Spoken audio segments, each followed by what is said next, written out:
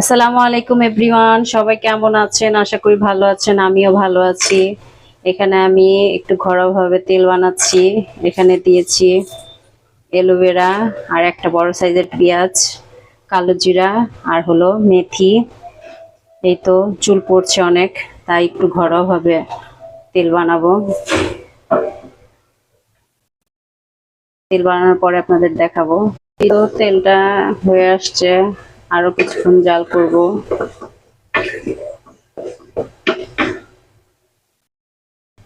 এই তো আমার তেলটা হয়ে গেছে, এখন আমি ছেঁকে নিব।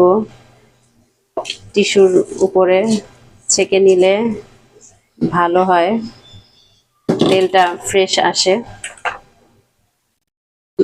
এই যে দেখেন তেলটা কত ফ্রেশ আসছে। এটা আমি এই তো ফাইনালি আমার তেলটা রেডি। দেখেন কত সুন্দর কালার হয়েছে, টিস্যু দিয়েই করে নিয়েছিলাম, ছেঁকে নিয়েছি। দেখি কাজ করে কিনা।